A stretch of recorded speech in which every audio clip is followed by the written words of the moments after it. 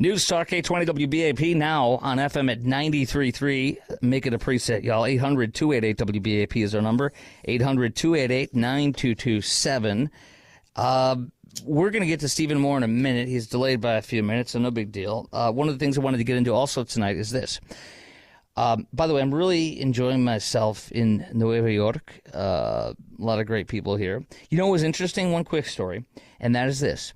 I had the pleasure of sitting next to, okay, we got Steve Moore. All right, Steve Moore is many things, and he's one of my most favorite guests, period, because he's fun, he's super smart, but he speaks in ways that we can all understand, and he's very practical, and he's very smart, and I love that he's a big supporter of President Trump. He was one of his top economic advisors. I might be billing it too low. I don't know, and he'll share it. But he's also a senior visiting fellow of economics at the Heritage Foundation, among many, many other things, an economist, an author, etc.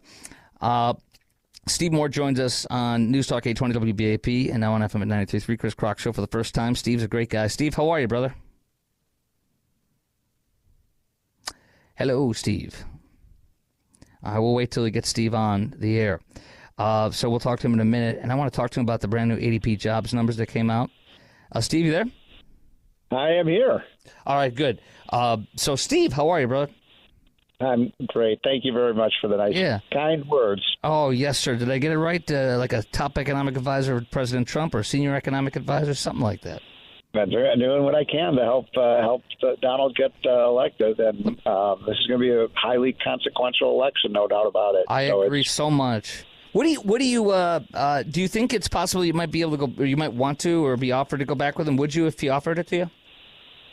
If I were offered to go, say that again. Yeah, if you were offered to work with him on economic advisor or some position. Oh, well, I mean, first of all, I can't do obviously a Senate confirmation, but if the president asks me to do something, you don't say no to the president. Let's awesome. Put it like that. That's great. Okay, so tell me what you make of the latest ADP jobs numbers. I believe came out. What do you make of that and the unemployment situation right now? Well, it's still a pretty good jobs market out there, no question about it. I mean, if you have any kind of useful skill, there are jobs available in most places throughout the country. So I don't think the problem really is one of a shortage of jobs. I think the real problem is that wages just have not kept pace with inflation, and so people are running behind. They're, on average, inflation is running at 20 to 22%, and wages are up about 17 or 18%. So you can just do the math there. The average people have lost about $2,000 to $2,500 in purchasing power, and I don't see inflation. It's come down a little bit, but it certainly isn't at the 2% level that the Fed wants it to be. So I still think there's a lot of work to be done, don't you? Yes, and that's it's insane. One of the biggest things that has always stuck with me is one of my listeners, a sweet woman, saying, "Kris, will these grocery prices ever go back to what they were?" And before you answer, that's the answer, because it's like, no, because the inflation is never going to be real backwards. The best thing we can do is if we get a Trump in office, we can make it a much more better area where we have a better chance of one of the things going the right direction. Right. What do you say about, because we have a net loss. That's the thing. Joe Biden's like, his wages are high. Jobs, I created 15 million jobs. Like, there's no COVID happened. And it ended, and you got all these people. They all came back, not because of you, Joe. You're not a magic man, but it's a net loss for people. Like I'm losing $600 a month in groceries. It's a tax, like you've described, that Joe Biden put on my family of four. So, what is what's the average amount of inflation over a wide swath of consumables goods we use and services? Isn't it like 19% is the average increase of everything that we consume in inflation? Yeah, it's a little bit more than that, probably. And if you're looking at, what I call the essentials, if you're looking at grocery prices, gas prices, mortgages, rent, utility bills.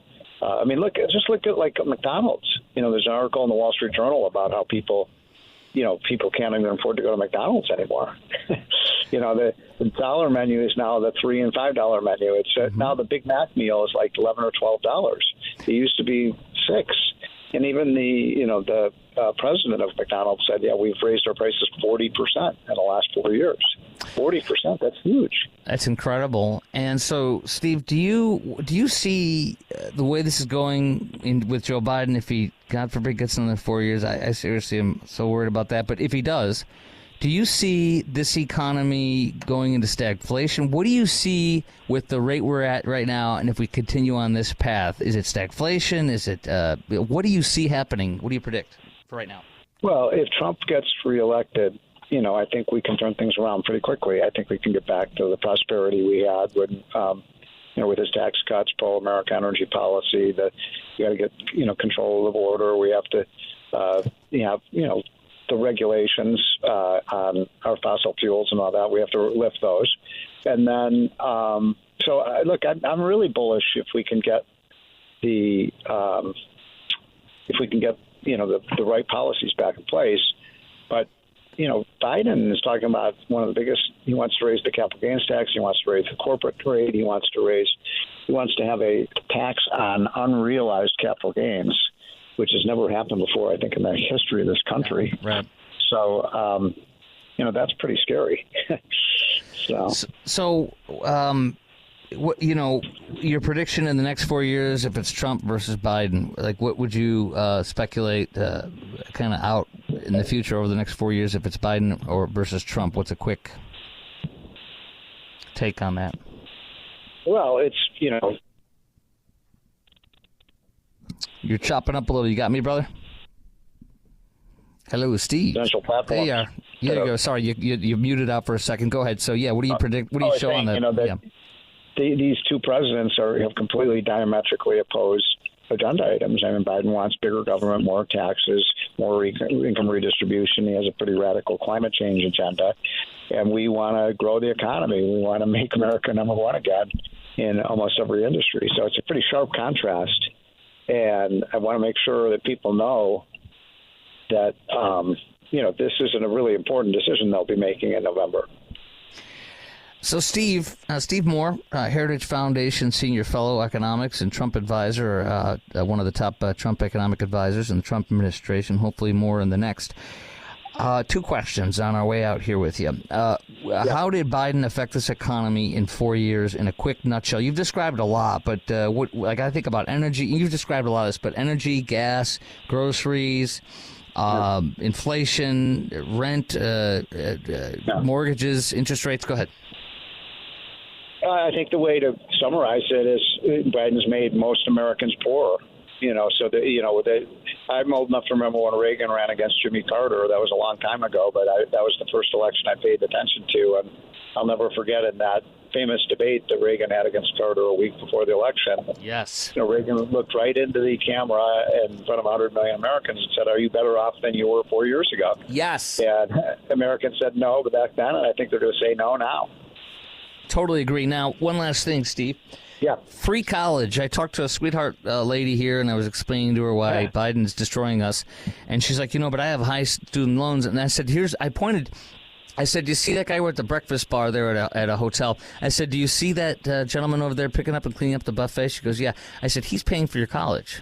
And I said, the dishwasher back there that you see when you go back there, he's paying for your college. I said, I'm paying for your college, and I'm a radio talk show host who paid my debt off.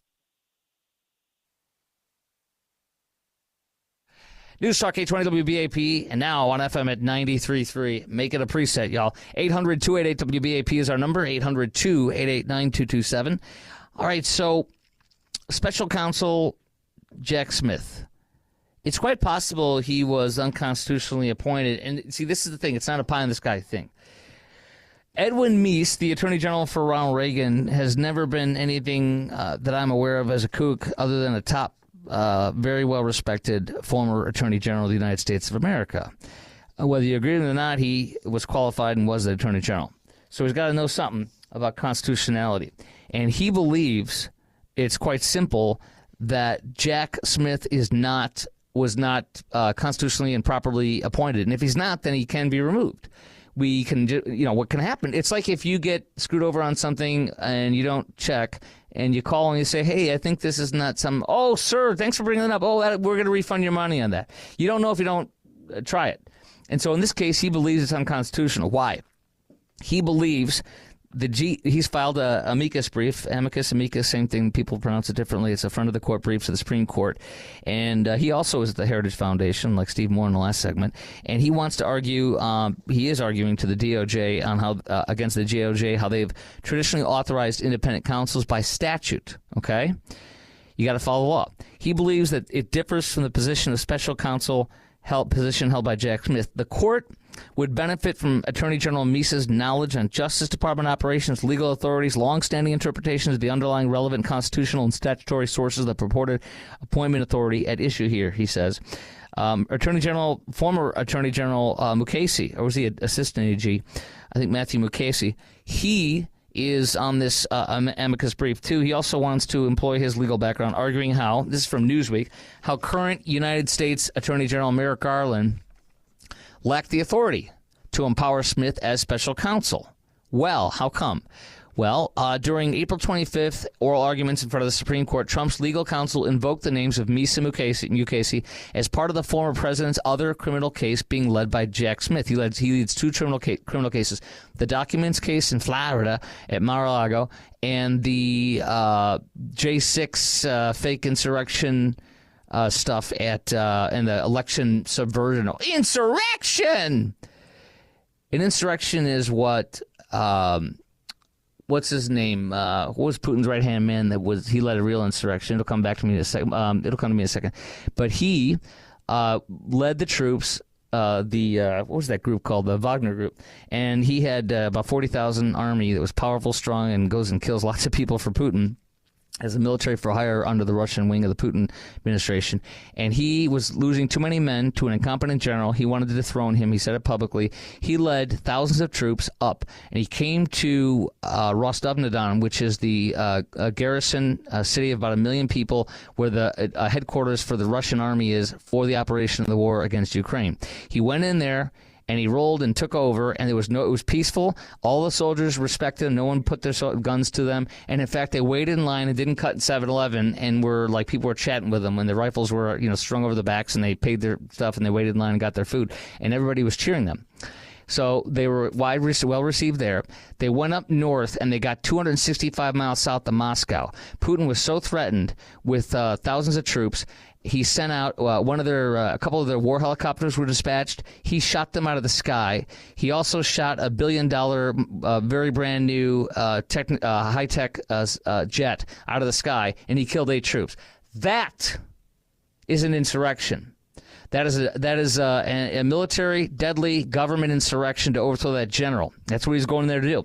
And he was 256 miles, and Putin put tanks at every entrance around Moscow. That is an insurrection, and that's what you do to stave off an insurrection.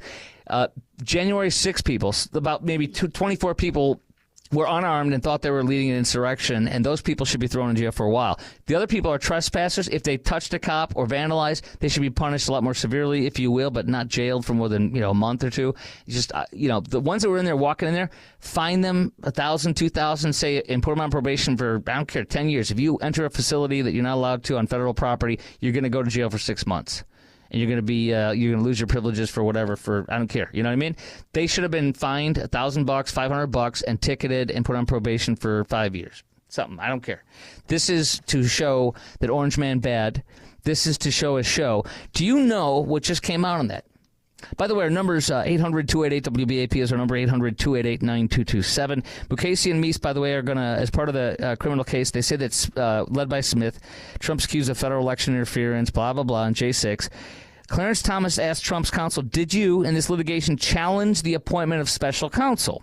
Trump's counsel said, in part, we've done so in the Southern District of Florida, and we totally agree with the analysis provided by Meese and Mukasey. So what this is they believe he was unconstitutionally appointed, and that Merrick Garland did not have the authority to do it.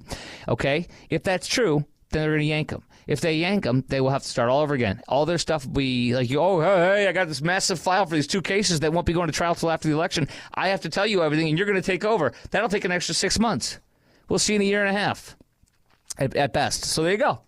And I think that's quite possible. So do you think Jack Smith should get removed I mean, we're not experts. We don't know everything. But do you think Jack Smith should get removed from the special counsel's office if he was not properly appointed, if he's unconstitutionally appointed? 800-288-WBAP is our number, 800-288-9227. That's 800-288-WBAP. But there was something else. There was brand new stuff. The January 6th committee was just found out that they withheld, I can't remember the exact, so it'll come to me in a second, but there were documents that proved some exculpatory things that showed some people are innocent, and showed some other stuff that was like, oh, no, it wasn't nearly as bad, and these people were okay, and they hid it. They hid exculpatory evidence, which means you show that they're innocent of their allegations. They hid it from the case, and they pulled it from the transcripts and everything, and that came out 2 days ago. Everything's been rigged. Pelosi, in charge of the Capitol Police, told them minimal, stand down. The National Guard was told to stand down. The mayor, Muriel Bowser, controls them in the district. She refused to because the district is like a state almost. It's a territory or a district. And she didn't authorize the National Guard nor the police force to go in there from D.C. Metro. So this was all a plan to make it as bad looking as possible, to only show certain tapes, and to hide the stuff that was exculpatory, and to make it look like it's an insurrection. And I think they make themselves a laughing stock when they say that and try to act serious. I'll get that guy's name. You'll remember him when I said. I can't remember. Putin killed him. Remember that? Because he killed him. He let him live for like a month, and his plane blew up. Oh, we're so sorry. Oh, we are grieving for you. Oh, comrade. Oh, it's so sorry. It's terrible. The other guy threw out of the building. He accidentally tripped and tossed out of the window that doesn't open. Oh, it's so terrible, comrade. Oh, it's a shame. They're dropping like flies. This is terrorism. It's Trump. It's Biden. Okay, next. Oh, this is great. You want to know what humanity is? One of my most favorite things is telling you, I don't know, I've told you this for 5-10 years since I realized it one day at Walmart around Christmas times. You want to know who humanity is? Walk outside of a Walmart or a grocery store and you look at those shopping carts. That's humanity. That is absolute humanity. I'm going to tell you right now. We're going to get into that. A woman is proud that she explains why. A mother of two, she's a victim. Why she proudly does not take the cart back.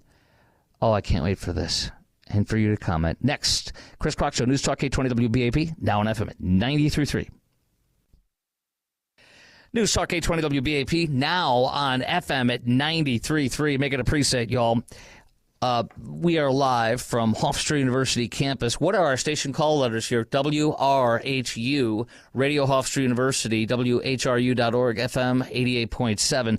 This outfit here is an incredible outfit, and the general manager is a great guy who I met and talked to. He has ran like 3 major stations in New York, 3 different major stations with major more big broadcasting companies. And so he's a real impressive resume and talent, and his wife said, you need a real job. You can't be working all these hours. So when his son was 1, so he came here and he put this place on the map, did major fundraising with major stuff. And they do the Long Island, not the Long Island, but the Long Island Islanders, New York Islanders, thank you, sorry, the ice hockey game. They're at Madison Square Gardens? Yeah. Oh, they're on Long Island? Yes. Oh, okay. Okay, I was on to something. And so he is the flagship for him. That's amazing. That's great. This is a great. I wish I went here at college. It's a great place. It's good times. So this is amazing, and I'll be here for 2 nights. We got a big convention for Talk People, so it's cool. So I want to get into this one though. Mother of 2 sparks a backlash. She refuses to take her shopping cart and put it away. And it's one of these things where I like to talk about this, and I've said this too. This is humanity. Humanity is where you walk outside of your parking lot at the shopping cart, and the shopping carts are everywhere. And I literally cannot believe somebody would have the audacity to just come out and say this and flaunt it. And I'm going to give you some more details on her, but I want to know what your thoughts are about the people that leave their shopping carts out in the parking lot there and that don't put it away. Have you ever had an experience with somebody and confronted them on that? I honestly, when I was younger, I would have done that. but I'm not going to do that now because I don't want to get into a situation with some crazy lady or something like that, or crazy man. And so, but I always, maybe it's stupid and maybe it's false bravado, but it's trying to be respectful. You know, when I'll tell you, my worst time was I was at Costco last weekend, you know, when we got the power back from the storm, and I went back and did the mother load of all shopping, and my wife was gone, so it was just little old me, smallest violin, and world's smallest violin being played behind me there. So, but I walked literally like over the whole parking lot and turned that big, fat, massive Costco shopping cart back. And I did it because it was the right thing to do, and I did it because I don't want to hit in somebody's car. And what about these people where you go to a parking spot and the shopping cart's right in the middle of the spot, and that's the place where you're pulling up until you got to the very edge, and there's some idiot doing it? What about these idiots you see do it? How about the ones that take the shopping cart and put it on the island where the two front wheels are on the top of the island and the two back ones are in the parking lot? They're, oh, look at me. No, it's not. You're lazy. You're rude. You're inconsiderate. You're a jerk. And that's humanity. And none of us are perfect, and I'm not perfect. But that says a lot about humanity. It says to me that people are not decent to others. They're not considerate of others. They don't respect others, and they don't care about others. And when you have a society or an area of life where people do that to you, then that is something that makes others suffer for your laziness. And you are selfish, and you are lazy. So are you one of those people? And by the way, I'm not going to condemn you. It'll be a little fun. I love your confessions and your stories on that. 800-288-WBAP is our number, 800-288-9227. What are your thoughts on this? Do you return shopping carts? Do you think people should put their shopping carts in the corrals where they're, quote, supposed to? Do you agree with me that parking lots outside of grocery stores show us a perfect picture of humanity? 800-288-WBAP is our number. Chime in right now, 800-288-9227. Do you think people should put their shopping carts in the corrals where they're supposed to? And do you agree with me that parking lots outside of grocery stores show us that perfect picture of humanity? Yeah, I think this woman is a perfect example where she proudly, I didn't get to catch the video, but there's a video, I guess, where she's just totally justifying it.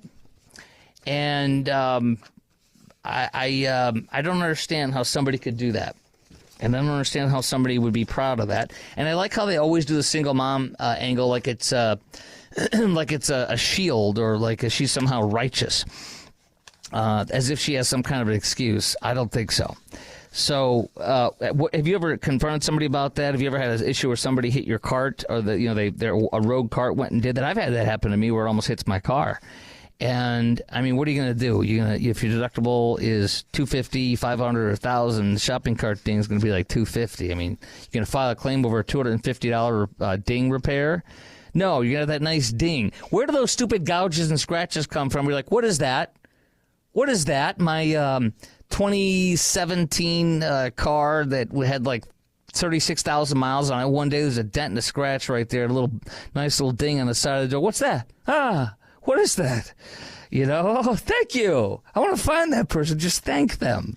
I appreciate that. Thank you for helping me see the imperfections of life and helping me to embrace them. I appreciate that so much. All right, I want to get to our number again is 800-288-WBAP 800. Oh, there's Ken in Arlington. Sorry, guys. My call screen thing is up now. Ken in Arlington, I want to hear from you right now, brother. You're on 820 AM and now 93.3 FM WBAP. Then Jerry and Capel on this cart shopping story. He's got the other side on that. Ken, you're on the air. Hello, Ken. Trump, if he was not properly appointed, can the whole case be thrown out? My understanding, I don't have the answer to that. Edwin Meese probably would. I think what they would do, here's when I read through the article, my understanding is this. It would force him to be taken off the case. It wouldn't end the case, but you would have to have a new person come in. And when you have to bring in a new prosecutor who is not familiar with any of the case and bring them up to speed, to me it's like what happened to Big Fannie Willis in Atlanta, where what she did delayed the case. They're not even going to rule on whether she can be taken off the case also until October. So not only is it not going to trial before the election, but it's not even going to be decided if she's thrown off until right before the election. Because Big Fanny did a lot of bad stuff. She was busy spending the money with her paramour. Anyway, so that's kind of what I think it is you could be removed, like Big Fanny could be removed, and after that happens, then who's the new prosecutor? Who's the judge going to assign? Where's that jurisdiction going to be? Is it going to be somebody that has to be constitutionally appointed, which means it has to be approved under the special counsel statutes and not just grabbed by the attorney general without the constitutional authority being exercised properly? And if that's the case, then you got to do it right. If it's got to be done right, it's probably going to be harder to rig it. Special counsel David Weiss was a joke. He made that sweetheart deal. Once he got caught by Judge Noriega in Delaware by Trump-appointed attorney, and she asked a simple question, and it became obvious the whole thing was rigged. And she said, "Well, no, has anybody ever done that deal in the history of the Justice Department?" No. Well, then you have no case for that? You have no case law? No. Okay, well, then why are you doing that? And then, we're sorry. We're sorry. So that's going to be... That's why that's being looked at there. But so in this case, I think it's the same thing. He may be removed if it's found to be unconstitutional by the Supreme Court, and you couldn't get a better take on that from our Supreme Court. And every time the Democrats say that the Supreme Court is illegitimate and rigged, for every case they say that on, there's about three to four of them that are they don't comment on because they like the ruling. Because they are straight on many things, even when they shouldn't be, in my opinion. Like, oh, no. And they were unanimous on that New York gun case that was struck down by the Supreme Court. That was 9-0 or 8-0. I mean, you had 8-1. It was like Judge Sotomayor, the Hussein Obama leftist appointed judge, agreed with conservatives. And did you hear the Democrats? I think didn't complain about it. You know why? Because almost every Democrat, if not all Democrat appointees, voted for it. All right, Jerry and Capel, you're on 820 AM and now 93.3 FM at WBAP on the shopping cart fiasco, my friend. Hello, my friend. Yeah, how are you doing? Good. As a New York cabbie would say, hello, my friend. As a New York bodega owner would say, hello, my friend. Okay, my friend. Hey, I have scoliosis and I have a handicap sticker, placard, I'm sorry. And I was parking in the handicap when I came back out of the store. And, not to get too sympathetic on you here, but my wife was actually on her deathbed. So exhausted. I'm sorry, you said exhausted handicap placard and everything, and I put my basket in that little area where the diagonal lines are. Can I ask you a question? Can you hear me? Yes, sir. Okay, I just had a question. I was a little unclear. So you have multiple sclerosis, you said, sir? Yes. Okay, so that's a definite issue, like a handicap, right? Do you have a handicap parking sticker, sir? That's what I said. I had a placard. I thought so. So you have that already. So that means you're in a handicap spot. Yeah, I had that already, and it was still hanging there. I always take it down when I'm driving so it doesn't obstruct my vision. Yes. Okay, so you had that. You have MS, which is totally understandable. But it was sitting there, obviously, it was sitting there in plain view. I was parked in a handicap parking spot. I was on top of having, to deal with my spine. My wife was on her deathbed, and she has since passed. I'm very sorry for that, friend. This was last year. Well, thank you. But I left my basket in the diagonal lines right there by the handicap parking, because obviously if they want you to be able to park by the door, they don't want you to have to walk back halfway out into the parking lot to go to the racks. Yeah, I thought the rack was right by handicap, though, no? But anyhow, so some chubby, curly-haired dude comes and starts chewing me out. I told you, I knew it, yeah. Because I had put the cart in before there. The horse. I had butted it up to one of the posts so that it wouldn't roll anywhere. How far was it to the actual shopping cart return? Did you actually see it? I'm just very curious. I'm not here to nail you. How far was it from the... I'm going to guess... Yeah. 70, 80 feet. Now, this is a Walmart, so it's a big parking lot. You know what I'm saying? You would think that you're handicapped. Why would they not have a cart rack by you? Why would they what? Why would they not have a cart rack by you when you're handicapped? That's so ridiculous. Well, that's, now, here's my you know thing. what, and Yeah, that is, we got to go, but I want to ask you this. So you put it there. This is why I never confront people. You never know. What if your wife died that day? So he confronted you. When we come back, can you hold? I want you to tell me the rest of the story. Okay. Okay. Well, he started. Hold on. Okay. I want you to tell the rest of the story when we come back. Stand by. Okay. And then we'll hear the rest of the story. Right. I can't do a good Paul Harvey. Stand by.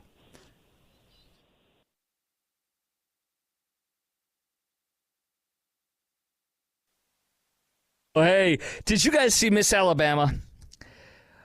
This is amazing. We'll get to that in a second.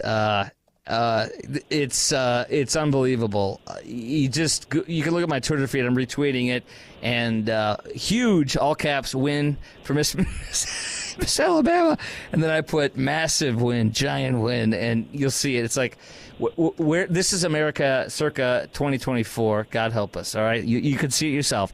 And I also tweeted out just a picture of me and Rob Vaughn nestled on my roof as I mock him from afar. Okay, that's my roofer. All right, so I want to get back to our call here in 1 second. That right now on News Talk 820 WBAP, now on FM at 93.3. Make it a preset. 800-288-WBAP, 800-288-9227. You're going to hear this woman explain why we can F off, she says, if we don't like her ditching the cart. Jerry and Capello, finish your story. Let me set it up for everybody that may have missed it if just joining us. So here we are, and you have multiple sclerosis, and you're handicapped parking spot. You parked there, and your wife is on a deathbed. She passed away that year, and I offer you my sincerest and most heartfelt condolences, and we need to pray for your comfort. But you put the cart on the island because of your condition and your situation, and somebody comes up to you. How old was this guy, and what did he do to you? What did he say? Well, he starts calling. I wasn't sure he was even talking to me, and he says something about the basket. And once I clarify, did you recall what he said? What it is that he's talking about? I said, "Are you seriously, the basket monitor of the parking lot?" And yes, he's I Sheriff didn't get Bob. into explaining all this stuff like that because I'm not. Huh? He's Sheriff Bob. He's But playing a role anyhow, called Sheriff Bob. He's your sheriff now. He's going to teach you. Yeah, apparently he thought he was some sort of authority. But anyhow, and it kind of went back and forth, and I don't remember because I was really in kind of a haze. How did it die? How did it end? How did it end? I was kind of in a that was a bad time for me. How did it end? How did it ended with me telling him you need to mind your own business, and him calling me lazy slob or some kind of I can't really remember, but it ended with him name calling. Did that help you? Did that teach you a lesson? Honestly, did he do the right? How did he affect you? Did he set you straight now? He actually made me hate hall monitors. I'm so you kidding. You're probably a good Democrat. You want a lot of regulation and laws on you, a lot of rules. Democrat? No, I'm a conservative Republican. I know. Jerry, you got to laugh with me. I'm trying to be funny. Maybe I'm not funny. Okay, I'm sorry. I've been accused of not being a funny man, and I think you're proving those people right. Okay, Jerry, I appreciate you, and I'm grateful that you're okay, and I hope that you get comfort and you recover, my friend. And that's why people need to leave people alone. You don't know what's going on. Thanks, Jerry. Okay, 800-288-WBAP is our number, 800-288-9227. I have this story. This woman is insane. She's a single mom hero. I'm a single mom. Like a monkey, I have children and like a dog, and I'm a hero. I lay down with somebody, and there's 2 kids here. I'm a hero. You need to give me the deference. Shut up. Seriously, you are not special. I could be a dad whose wife passed away last year, and I'm raising my friend. He had an alcoholic that was destroying everything and was horrible, and he had to divorce her in difficulty, and he raised his 2 daughters, and they are beautiful young women. And I am so proud of my friend. I love him so much. He's my age. His daughters are my age and my son's age. And those daughters are beautiful sweethearts, and they're doing great. And that man is a hero, not because he popped out kids, but because he's a man who raised 2 daughters alone for about 10 years, and he remarried with the right woman. And I'm proud of her, and I'm proud of him. I love them with all my heart, and I love those girls. And that's a real man. A real woman doesn't do what this woman did. This woman ditches a cart and says, she literally says the F word. If you don't like, she goes, they explain in the story, the theory surmises. Let me pause it. I want to talk to you more about this, and I want to ask you a couple of questions, as Dwayne would say, a couple of questions on this at 800-288-WBAP. That's 800-288-9227. And that is, do you think people should put their shopping carts in the corrals when they're supposed to? If you're in South Texas or Central Texas, the corrals. And do you agree with me, or East Texas or West Texas, do you agree with me that the parking lot outside of the grocery store shows us a perfect picture of humanity? Have you ever had somebody confront you like that poor gentleman did in the last segment? And how did it work out? Or have you confronted somebody? Lessons about why you shouldn't do it because you don't know their story. As the Canadians would say. But I want to give you this woman's story and hear how you think about this. This woman's insane. It's a real society issue with her. Bad issue. I popped out kids. I can do what I want. I'm a hero. That's next on the Kris Kroc Show, hour number 3. Wow. On News Talk 820 WBAP, now on FM at 93.3.